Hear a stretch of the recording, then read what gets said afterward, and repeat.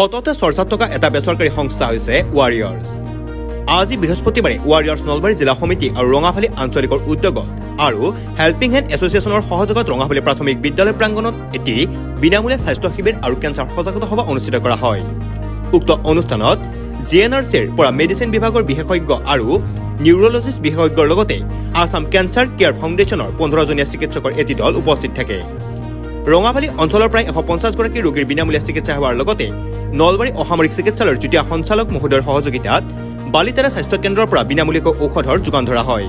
আজিৰ কাৰ্যসূচীত উপস্থিত থাকে হেল্পিং হেণ্ড সংস্থাৰ অধ্যক্ষ যতীন্দ্ৰ নাথ কৃষ্ণদাস দেৱৰ লগতে ৱাৰিয়ৰ্ছ নলবাৰী জিলা সমিতিৰ সভাপতি সুকন বৈশ্য আৰু সম্পাদিকা মঞ্জু বৈশ্য, উপদেষ্টা সজল চৰকাৰ, ইছলামউদ্দিন আহমেদ, বিত্ত সম্পাদক নাৰায়ণ নাথ, কাৰ্যকৰী সদস্য অনিতা দাস হালৈ, দীপাংকী মালাকাৰৰ লগতে ৰঙাভালী আঞ্চলিকৰ উপদেষ্টা বাদল নাথ, সভানেত্ৰী লক্ষ্মী দেৱী, সম্পাদিকা লক্ষ্মী দেৱীকে আদি কৰি ৰঙাভালী আৰু নাহেৰবাৰী আঞ্চলিকৰ সতীৰ্থসকল উপস্থিত থাকে।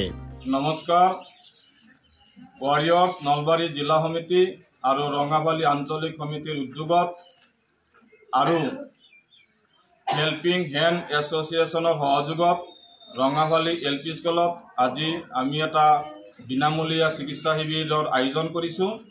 ইয়াত এতিয়ালৈকে প্ৰায় 150 ৰোগীয়ে তেওঁলোকৰ চিকিৎসা গ্ৰহণ কৰিছে আৰু আমি উন্নতমানৰ চিকিৎসাৰ বাবে তেওঁলোকক আমি GNRC যিসকলৰ প্ৰয়োজন হয় পঠোৱাৰ ব্যৱস্থা কৰিম। লগতে আমাক সহযোগ কৰিছে GNRCৰ নিউৰলজিষ্ট আৰু মেডিচিন বিভাগৰ বিশেষজ্ঞ ডক্টৰসকলে আৰু কেঞ্চাৰ কেয়াৰ এছ'চিয়েশ্যনেও আমাক এই ক্ষেত্ৰত যথেষ্ট সহযোগ আগবঢ়াইছে। নমস্কাৰ, মই যতীন্দ্ৰ নাথ কৃষ্ণদাস। আজি আমি নলবাৰী জিলাৰ ৰঙাভালী গাঁৱত উপস্থিত হৈছোঁ। এটি পিছপৰা অনুন্নত গাঁও। আমি যেতিয়া আহিছোঁ ৰাস্তা পদূলি দেখি গম পোৱা যায় আৰু কথা এষাৰ আছে যে এনেকুৱা অঞ্চলবিলাকতে আচলতে নিডি পিপলছ বেছি থাকে। তেখেতসকলে দলিত পতিত ৰোগী নিষ্পেষিত যি আমি শব্দবিলাক শুনি থাকোঁ, তেনেধৰণৰ প্ৰতিচ্ছবি আমি এইবিলাক অঞ্চলত আহিলে দেখিবলৈ পাওঁ। আৰু তাৰে পৰাই ব্যতিক্ৰম নহয় আমাৰ নলবাৰী ৰঙাভালী অঞ্চল। আৰু এই অঞ্চলত আমি অহাৰ পিছত আজি দেখিছোঁ এতিয়ালৈকে প্ৰায় 100+ পেচেণ্ট ইয়াত আহিছে। তেখেতসকলে প্ৰত্যেকৰে নিশ্চয় কিবা বিশেষ ৰোগ আছে আৰু সেই ৰোগৰ চিকিৎসা কৰিবৰ কাৰণে আহিছে। আমি আজি তেওঁলোক ধন্যবাদ প্ৰদান কৰিম। GNRC হস্পিটেলৰ ফালৰ পৰা দুগৰাকী বিশিষ্ট ডক্টৰ ইয়াত দিছে, এগৰাকী নিউৰলজি চাৰ্জন আৰু এগৰাকী হৈছে মেডিচিন ডক্টৰ। তাৰ লগে লগে আছাম কেঞ্চাৰ কেয়াৰ ফাউণ্ডেশ্যনৰ ফালৰ পৰা ডক্টৰ ডেণ্টিষ্ট এগৰাকী আহিছে, তাৰ লগে লগে ষ্টাফ নাৰ্ছ আৰু তেখেতসকলে হেল্থ কোঅৰ্ডিনেটৰ। আৰু টীম ৱাৰিয়ৰ্ছে এই পিছপৰা অঞ্চলত যি ধৰণে ঠাণ্ডা বতৰৰ পৰা আৰম্ভ কৰি দলিত পতিত নিৰ্যাতিতসকলৰ কাৰণে কাম কৰিছে, এয়া অতিকৈ প্ৰশংসনীয়। আৰু এই ক্ষেত্ৰত হেল্পিং হেণ্ড সংস্থা তেখেতসকলৰ লগত সদায় আছে, সদায় থাকিব।